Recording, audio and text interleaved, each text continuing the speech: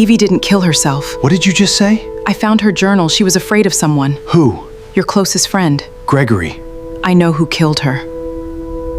My name is Adrienne Coles, and I was 30 seconds away from losing my job the night I knelt on the floor of a dead girl's bedroom and said 4 words out loud that I had been too afraid to say for 6 weeks. I know who killed her. I said it to a billionaire who believed, along with the police, along with the entire state of South Carolina, that his 16-year-old daughter had taken her own life. I was the housekeeper. Nobody was supposed to listen to me. But that night, soaked in rain that had followed him up 2 flights of stairs, Evie Wren finally did. And what I told him next would unravel a family, a company, and a lie that had been protected by more money than I will earn in my entire lifetime. Before we dive deeper, let us know in the comments where you're watching from. We'd love to hear from you. And don't forget to hit that subscribe button so you never miss any of our upcoming videos. The rain that night came down harder than it had in weeks,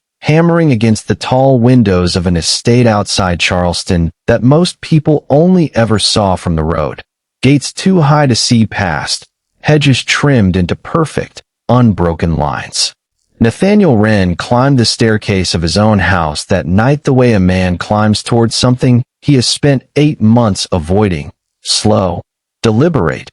each step heavier than the last. He was heading toward a room he had not fully entered since the funeral, a room he paid a full staff to keep dusted and untouched, exactly as his daughter had left it, as though preserving the furniture might somehow preserve her. He noticed the light before he reached the door, a thin gold line spilling out from beneath it into the dark hallway. And I want you to understand what that light meant to a man like Evie Wren. Nobody entered Evie's room. Not the staff, not his fiancée, not even Nathaniel himself, except on nights when grief pulled him there against his own better judgment. A light under that door was not a small thing. It was a violation, and in the state he was in that October night, exhausted, raw, still carrying the particular ache of a father who had buried his only child, a violation was exactly what it felt like. He pushed the door open expecting an intruder,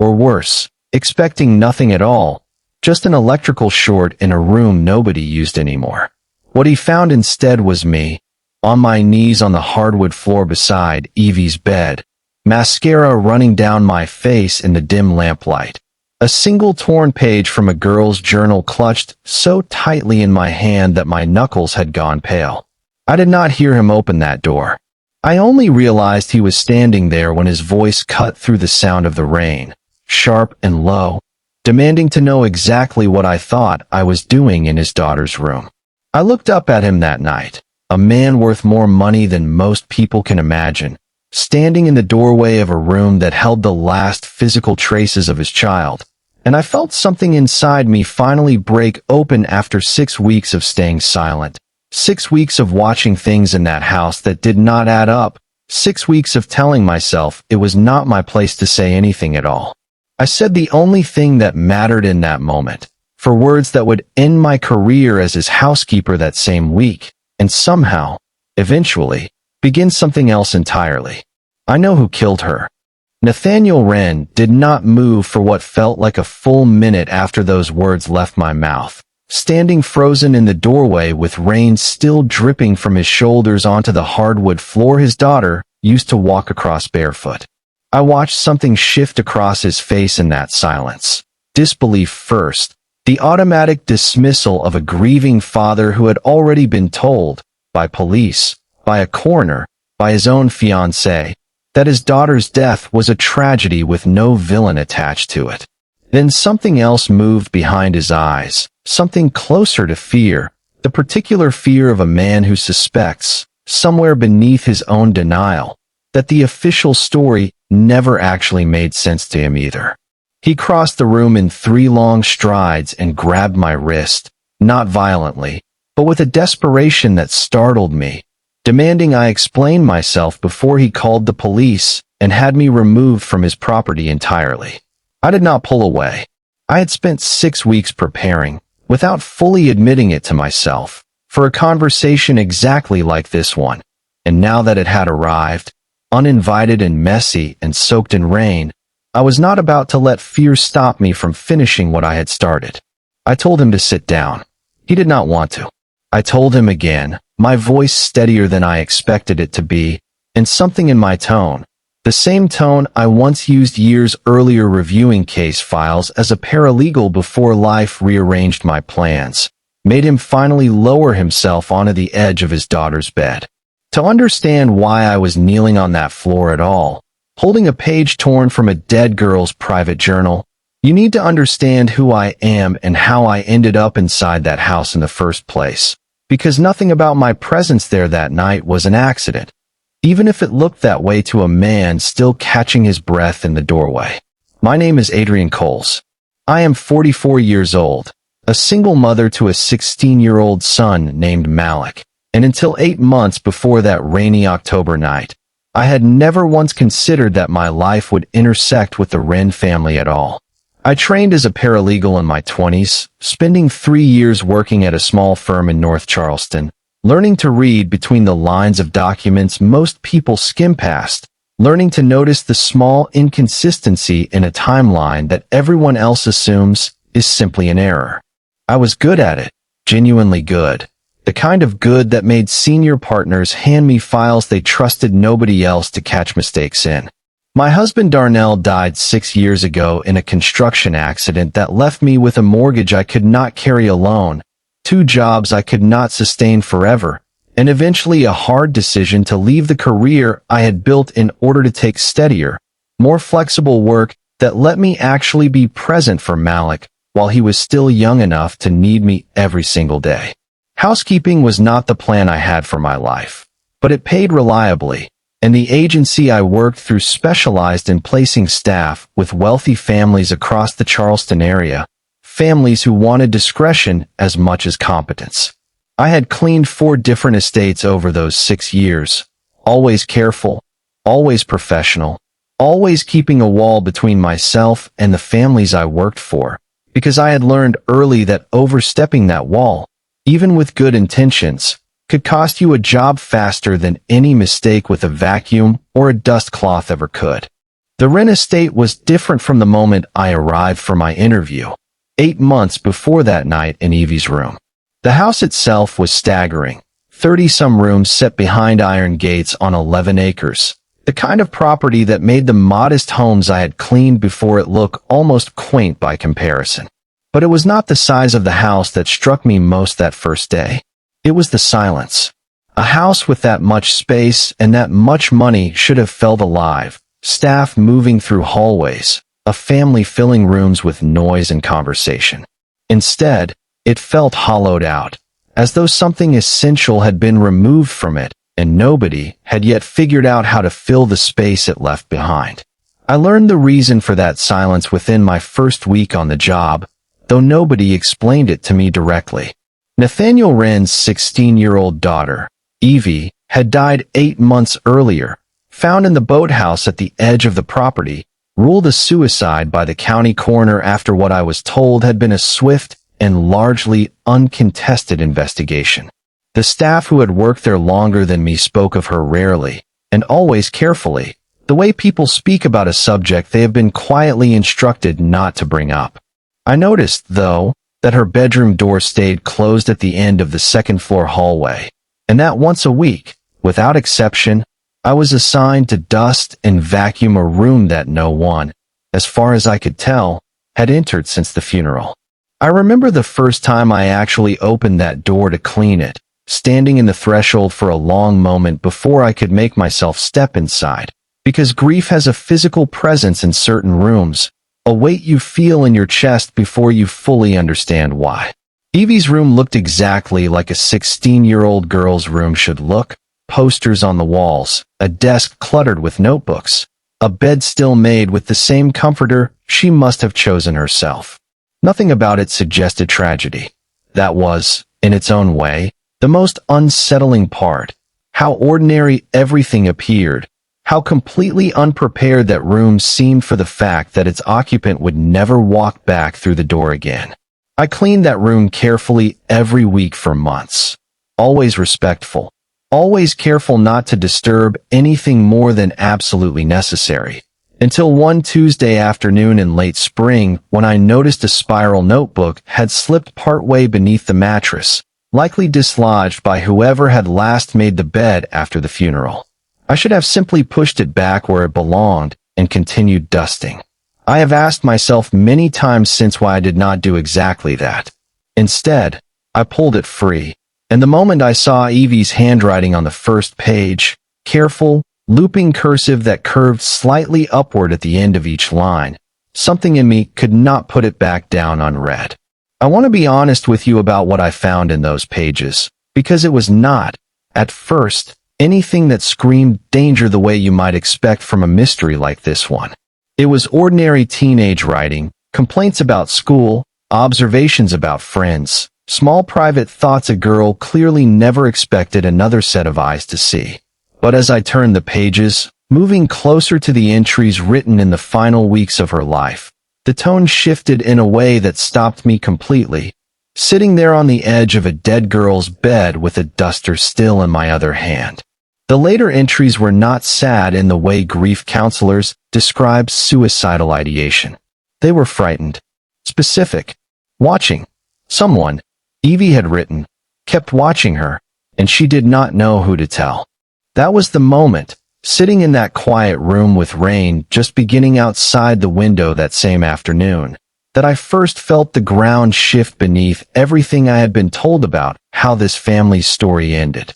I told myself, that day, that it was not my place to say anything, that grieving families deserved privacy, that a housekeeper reading a dead girl's diary was already crossing a line I had no business crossing. I put the notebook back exactly where I found it and finished my cleaning in silence. But I could not stop thinking about those final pages for the rest of that week. And I had no idea yet that this single overlooked notebook was only the very beginning of everything I was about to uncover inside that house. I carried those words with me for nearly 2 weeks before I found the nerve to raise even a careful version of my concern with Nathaniel Wren himself. Choosing a Thursday afternoon when he was alone in his study, papers spread across his desk in the particular disorder of a man drowning quietly in work he used to distract himself from everything else. I had learned by then that Nathaniel Wren ran his household the way he ran his company,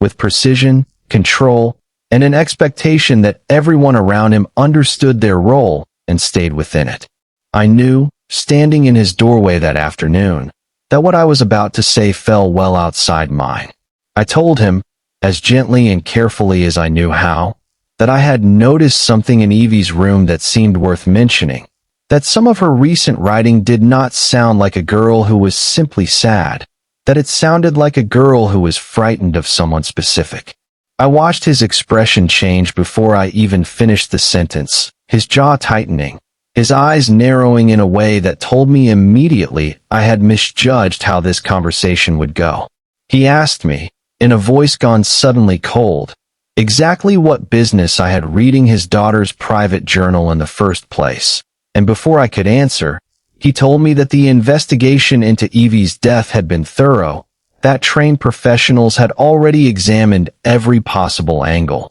and that he did not appreciate his housekeeper second-guessing a conclusion that had taken the police department, the coroner, and his own broken heart 8 long months to accept. I tried to explain that I was not questioning anyone's professional judgment, only sharing something I had noticed, but he cut me off entirely, his voice rising just enough that I understood the conversation was over before I had finished making my case. He told me plainly that if I ever went into that room again for anything other than cleaning, if I ever touched anything belonging to his daughter beyond a duster and a vacuum, my employment with this family would end that same day. I left his study that afternoon feeling smaller than I had felt in years, humiliated in a way that reached back further than that single conversation, into every moment throughout my life when someone with power had decided my observations, my instincts, my simple presence in a room did not merit consideration. Went home that evening and sat at my kitchen table long after Malik had gone to bed, staring at nothing, replaying Nathaniel Wren's cold dismissal over and over, wondering whether I had simply imagined danger where there was only grief, whether my old paralegal instincts, and used for 6 years, had finally atrophied into something closer to paranoia. I nearly convinced myself of that, sitting alone in my quiet kitchen that night. I nearly let it go entirely. What stopped me, in the end, was a memory of Evie's handwriting on that final page I had read, the specific, desperate honesty of a teenage girl writing down a fear she apparently had nowhere else to put. And I understood, sitting there at my table, that whatever Nathaniel Wren believed about his own household, I was not yet finished paying attention. The weeks that followed grew harder in ways I had not anticipated, starting with an incident that nearly cost me the job I still, despite everything, desperately needed to keep. Vanessa Cole, Nathaniel's fiancée, had moved into the estate only months after Evie's death, a striking, composed woman in her late 30s who ran that household with a watchfulness I had initially mistaken for simple thoroughness. One afternoon in early June, a diamond bracelet went missing from Vanessa's dressing room, and within hours, without a shred of actual evidence, she stood in front of the entire household staff and named me directly as the only person who could have taken it, her voice calm and certain in a way that made the accusation land harder than shouting ever could have. I remember standing in that hallway, staff gathered around me, feeling the particular helplessness of being accused of something you did not do by someone whose word would always outweigh yours in that house, regardless of the truth. Nathaniel was traveling that week,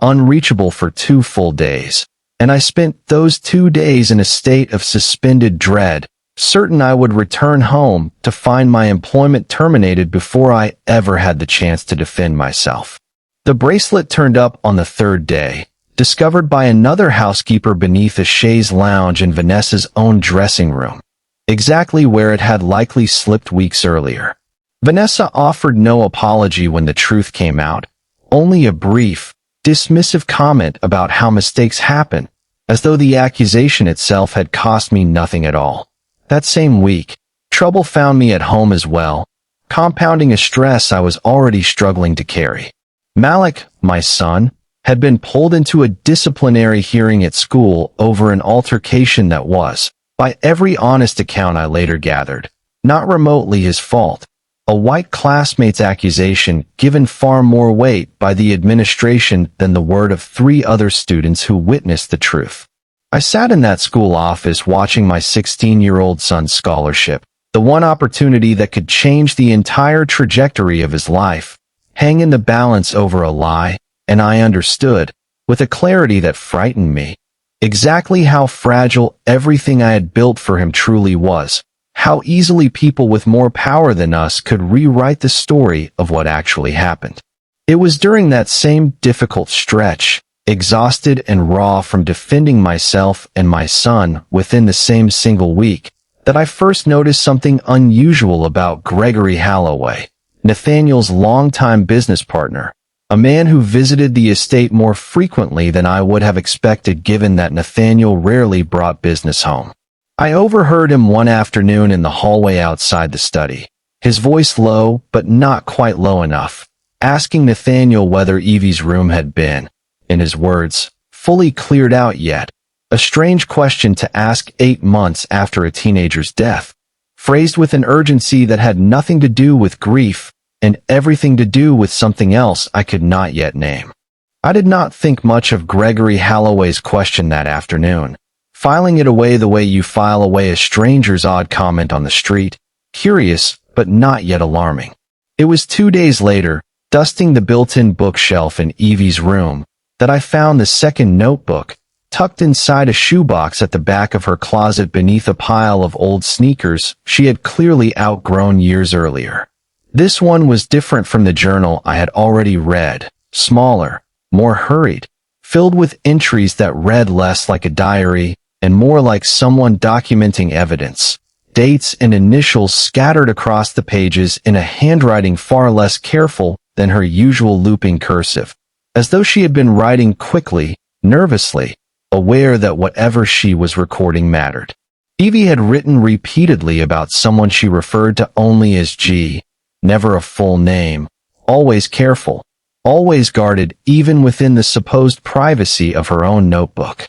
She wrote that G had asked her, more than once, to stop asking questions about numbers she had seen on her father's desk, numbers that did not match numbers she had seen elsewhere, in files she was not supposed to have looked at in the first place. She wrote that G's tone had shifted from friendly to something colder the second time she brought it up, and that she had started to feel, in her own words, like she needed to be careful about who she trusted inside her own home. I sat on the floor of that room for a long time that afternoon, the shoebox open beside me, understanding with a growing, uncomfortable certainty that this was not the writing of a girl planning to end her own life. This was the writing of a girl who was frightened of someone specific, someone with initials that matched a man I had overheard in a hallway 2 days earlier, asking an oddly specific question about whether her room had been cleared out yet. I thought about Nathaniel's cold warning in his study weeks earlier, his explicit threat to end my employment if I touched anything of Evie's again, and I understood that whatever I did next carried real consequences, not just for me, but possibly for Malik's future as well, if I lost this job over something Nathaniel refused to believe. I made a decision that afternoon, sitting alone on the floor of a dead girl's bedroom with evidence in my hands that I was not supposed to have found, that I would not go to Nathaniel again with vague concerns easily dismissed. I would gather everything, quietly, carefully, the same methodical way I had once built case files at that small law firm years earlier, until I had something concrete enough that even a grieving, controlling billionaire could not simply wave it away. I had no idea, closing that shoebox and sliding it back into the closet exactly as I had found it, how much more there still was to uncover, or how dangerous that careful, patient search was about to become. I spent the following weeks moving through that house differently than I had before, still performing every task expected of me, still dusting and vacuuming and keeping the careful professional distance the job required, but watching now with a different kind of attention, the attention I used to bring to a case file where nothing was ever quite what it first appeared to be. I noticed things I had walked past unquestioned for months. Gregory Halloway's visits had increased in frequency since Vanessa moved into the estate, always scheduled for afternoons when Nathaniel was traveling for business, always accompanied by folders Gregory kept close to his chest, never left unattended on any surface where staff might glimpse them. I found the printed email thread by accident, or at least it felt like an accident at the time, discovering later how carefully certain things in that house seemed designed to eventually be found by exactly the kind of person who paid close attention. It had fallen behind Nathaniel's desk in the study, likely dislodged during a hurried moment I would never learn the details of, 3 pages of a conversation between Gregory Halloway and an outside accountant, discussing shell accounts and quarterly discrepancies in language technical enough that most people would have skimmed past it without understanding its weight. I understood it immediately, my old paralegal training surfacing the way muscle memory returns to a body that has not moved a certain way in years, recognizing the unmistakable architecture of financial fraud laid out plainly across those 3 printed pages. What stopped my breath entirely was a single line near the bottom of the final page, a note Gregory had apparently scrawled by hand before the email was printed, mentioning that Wren's daughter had been asking questions again and needed to be handled before she said something to her father that could not be walked back. I stood there in that empty study for a long time, holding 3 pages of paper that connected everything. Evie's fear in her journal, Gregory's strange question about her room, and now direct evidence that he had specifically discussed her as a problem requiring management in the exact weeks before her death was ruled a suicide. I understood, standing there with those pages trembling slightly in my hands, that I had reached the point I had been quietly working toward for weeks, the point where vague concern became something closer to proof.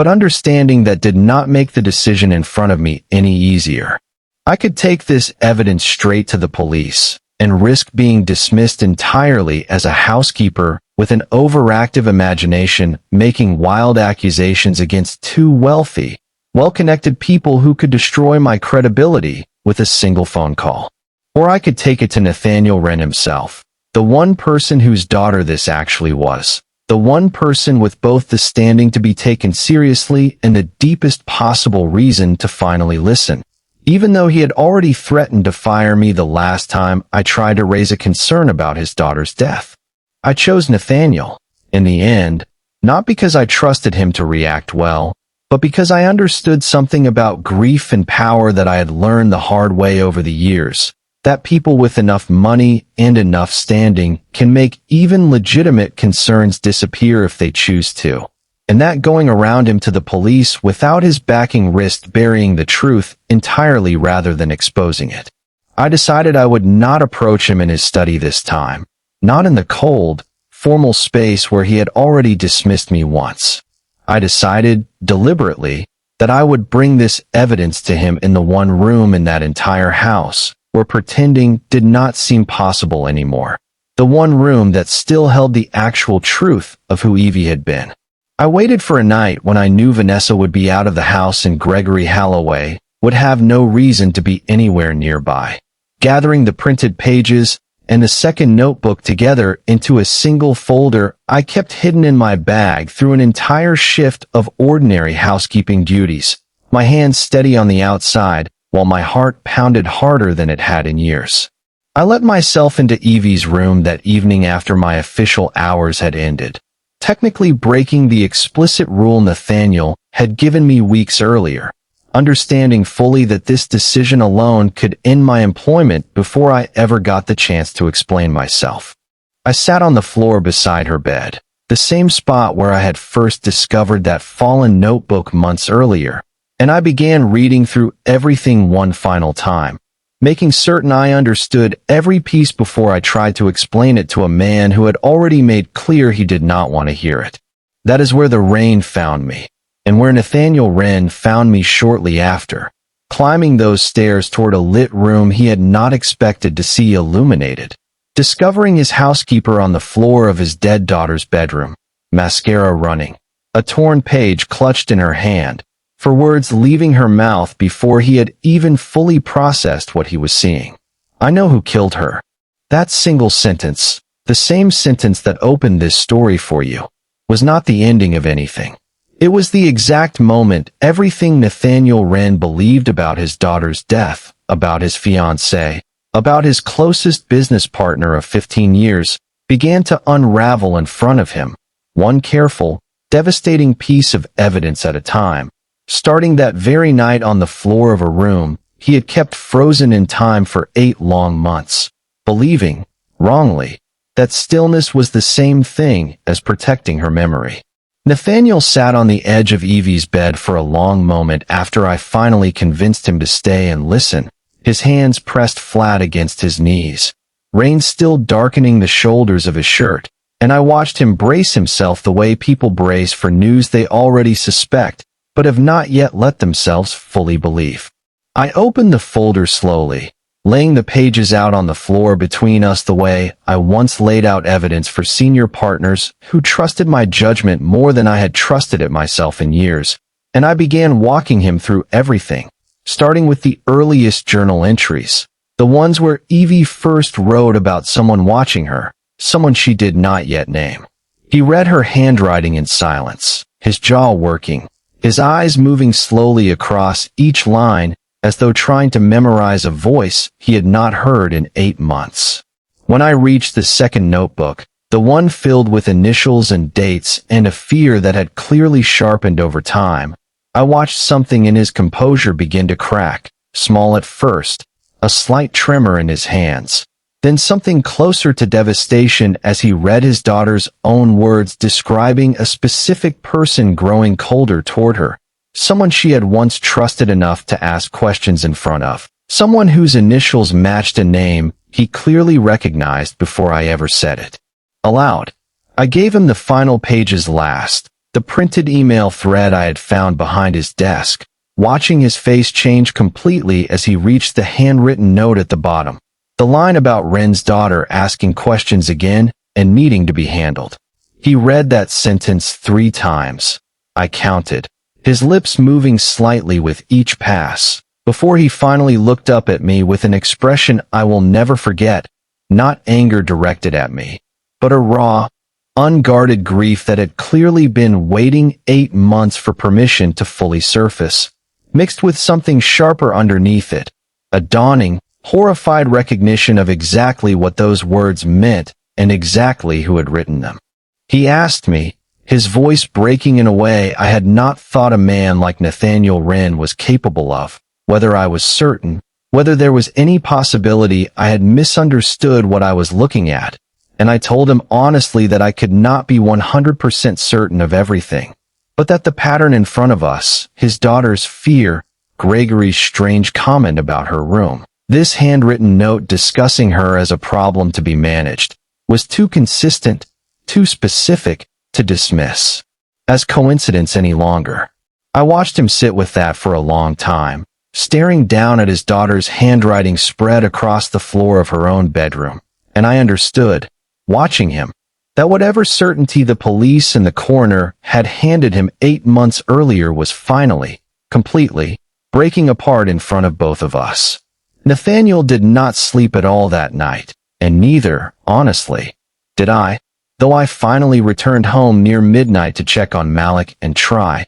unsuccessfully, to steady my own nerves before the following morning. Nathaniel called me at 7, his voice hoarse in a way that told me he had spent those intervening hours doing exactly what I suspected, reading through his own company's financial records for the first time with real scrutiny, instead of the trusting distance he had always extended to Gregory Holloway, a man he had built his entire business empire alongside for 15 years. What he found, working alone through the night in his study, confirmed everything the printed pages had already suggested. Gregory had been quietly siphoning funds through a series of shell accounts for nearly 3 years, small enough amounts individually to avoid immediate detection, large enough cumulatively to represent millions of dollars diverted from the company Nathaniel had spent his entire adult life building. Evie, sharp and observant in ways her father was only now fully appreciating, had apparently stumbled across inconsistencies in documents left carelessly on his desk months before her death, and rather than dismissing what she saw the way a typical teenager might, she had started quietly investigating on her own, the same instinct for noticing what others missed that I recognized immediately from her journal, because I had spent my own career built on exactly that same instinct. Nathaniel asked me to come to the estate that morning, not as staff this time, but as something closer to a partner in whatever came next, a shift in our relationship that felt strange and unfamiliar to both of us after weeks of him treating my concerns as overstepping. He told me, sitting across from me in his study with dark circles under his eyes and an expression scraped raw by a night of unbearable realization, that he needed someone who understood how to build an actual case, someone who knew the difference between suspicion and proof,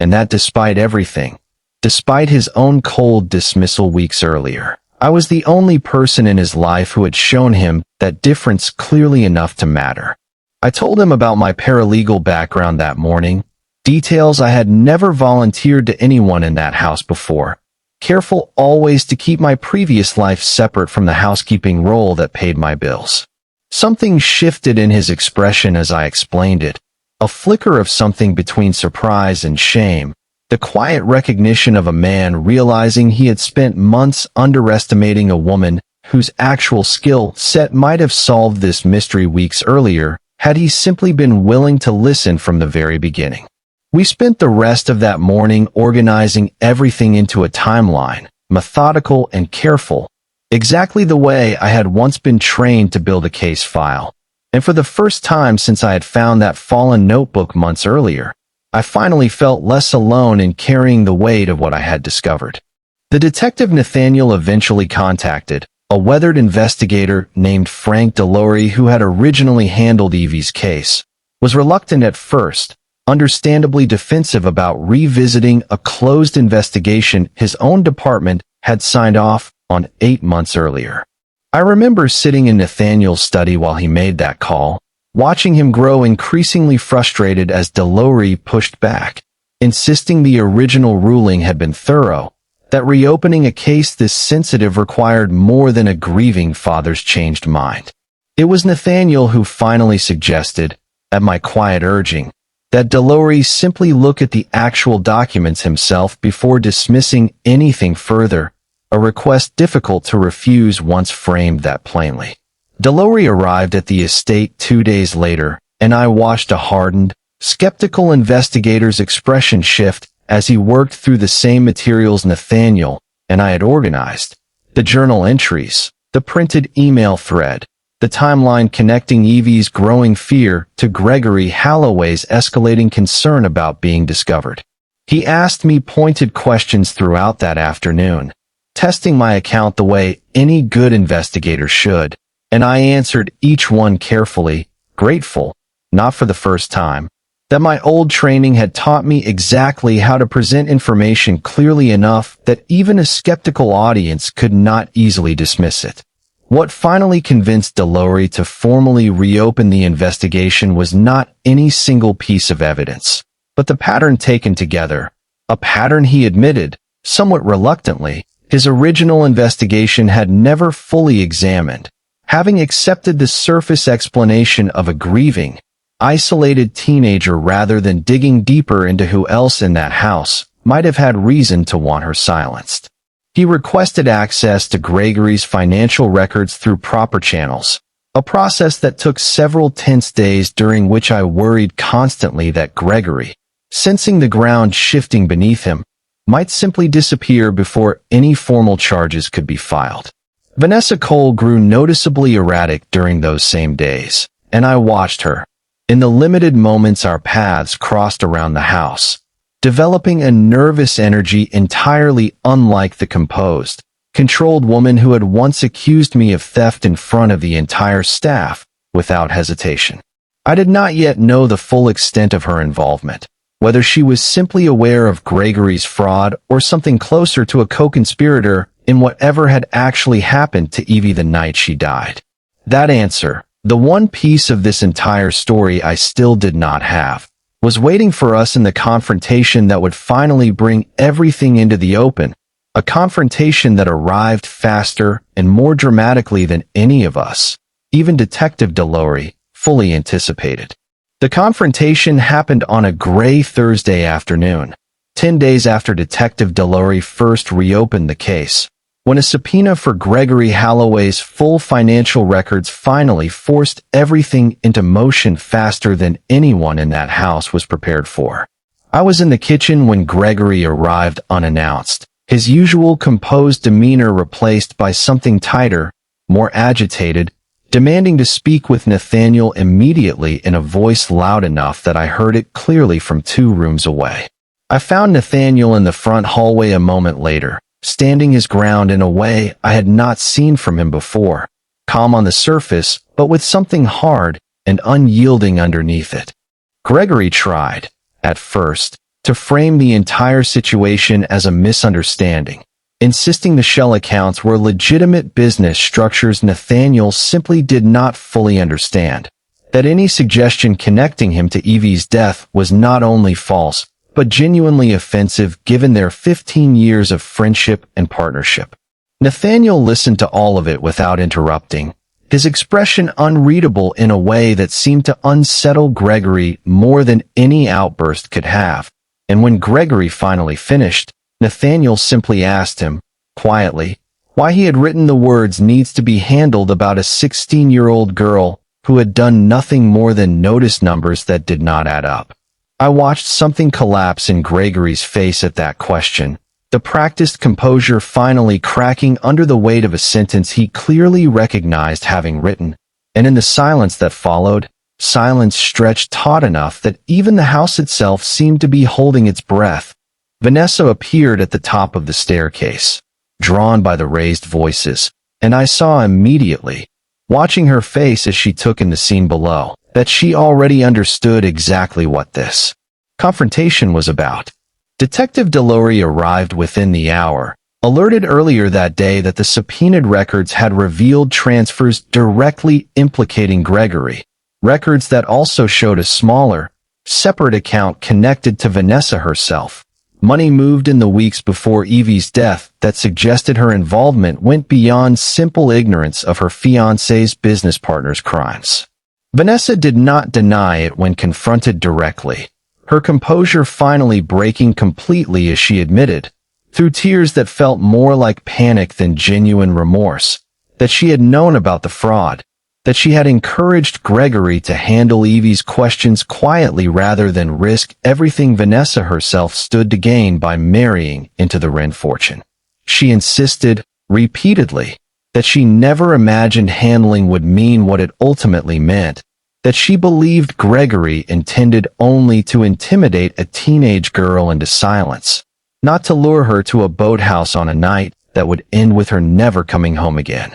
Gregory's arrest happened that same evening, executed quietly but firmly by officers Delory brought to the estate once the financial evidence and Vanessa's admission gave him more than enough grounds to act. I watched from the front window as they led him out through the same iron gates I passed through every morning on my way to work, his composed, confident bearing completely gone, replaced by the stooped posture of a man who understood, finally, that 15 years of friendship and partnership were not going to save him from what came next. Vanessa was taken in for formal questioning that same night, her involvement still being untangled by investigators trying to determine exactly how much she had known and when, though the financial records alone were damning enough to end any question of whether she would face serious consequences. The full truth of what happened in the boathouse that night 8 months earlier came out slowly over the following weeks,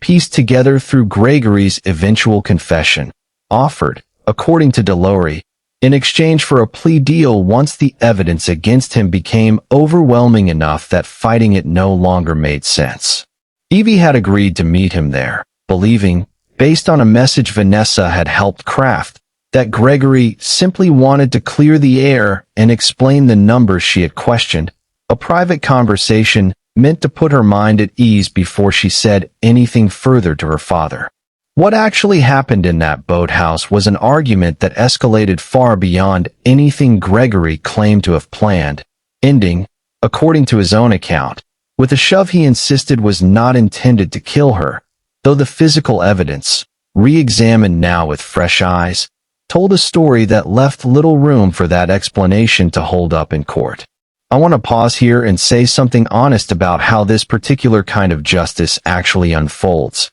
because it is rarely as clean or as immediate as any of us want it to be. Gregory was formally charged with Evie's death weeks later, along with extensive fraud charges connected to the company he had helped Nathaniel build. Vanessa faced her own charges, lesser than Gregory's but serious nonetheless, accessory after the fact and obstruction, consequences that would follow her for the rest of her life even as her attorneys worked to minimize exactly how much time she would ultimately serve. None of it brought Evie back. None of it undid 8 months of a father grieving a version of his daughter's death that had never actually been true. But it did, finally, give Nathaniel Wren something he had not had since the morning he found out his daughter was gone, an answer that made sense, and a truth he no longer had to force himself to accept simply because the people in charge had told him to. Nathaniel called me into his study 3 days after Gregory's arrest, and I remember walking in that morning uncertain what to expect, uncertain whether my role in that house, so dramatically reshaped by everything we had uncovered together, still had any clear shape at all. He stood when I entered, which surprised me, and told me plainly, without any of the coldness that had once defined our earliest conversations, that he owed me an apology far larger than any words could fully carry, that he had threatened to fire me for caring about his daughter when I was the only person in his entire orbit who actually had. He told me he had spent those 3 days thinking not only about Gregory and Vanessa, but about himself, about the particular kind of grief that had made him so desperate for stillness after Evie's death that he had built an entire household around not disturbing anything, not questioning anything, not truly looking at anything too closely, because looking closely meant feeling the full weight of what he had lost. He admitted that his own daughter had apparently felt she had nowhere to turn in those final weeks, not because she lacked people who loved her, but because he had made himself so unreachable in his own grief and control that she never fully trusted him with what she had discovered. I did not offer easy comfort in that moment, because easy comfort was not what that conversation called for, and I had learned enough about this family by then to know that platitudes would only insult the seriousness of what he was actually confronting. I told him instead that grief makes all of us make choices we would not otherwise make, that his failure to notice his daughter's fear did not make him responsible for the choices Gregory and Vanessa made afterward, but that acknowledging it honestly, the way he was doing now, was the only way forward that actually honored what Evie had tried and failed to tell him. He asked me, before I left that study that morning, what I wanted to happen next, whether I intended to return to housekeeping duties or whether, given everything, I might consider something different entirely, an offer he made carefully, respectfully, without any suggestion that gratitude alone should dictate my future. I told him I needed time to think, walking out of that estate that afternoon uncertain exactly what came next for me, for Malik, for a life I had spent 6 years rebuilding after Darnell's death, though I understood, even then, that whatever came next would look nothing like the 6 months that had come before it. I thought about Nathaniel's offer for nearly 2 weeks, sitting with it the way I once sat with difficult decisions at that small law firm years earlier, turning every angle over carefully before committing to anything irreversible. What finally moved me was not the money, though I would be lying if I said the money meant nothing to a single mother who had spent 6 years stretching every paycheck further than it wanted to go. What moved me was a conversation with Malik one evening at our kitchen table, the same table where I had once sat wondering whether my instincts about Evie's journal were simply paranoia, where he asked me, with the blunt honesty only a 16-year-old can manage, why I would even consider going back to cleaning houses when I clearly still had the skills that had solved a murder the police themselves had missed entirely. I called Nathaniel the following week and told him I would accept a different arrangement, one he had proposed carefully during our conversation in his study, funding my return to formal paralegal certification and connecting me with a firm he trusted, a firm that specialized in exactly the kind of corporate fraud investigation that had ultimately unraveled Gregory's crimes. It was not charity, and I made sure, in that conversation, that both of us understood it that way. It was an acknowledgement, finally offered honestly, that my skills had been undervalued in that house for months. First as a housekeeper whose observations were dismissed, then briefly as an unofficial partner in an investigation neither of us had asked to be part of.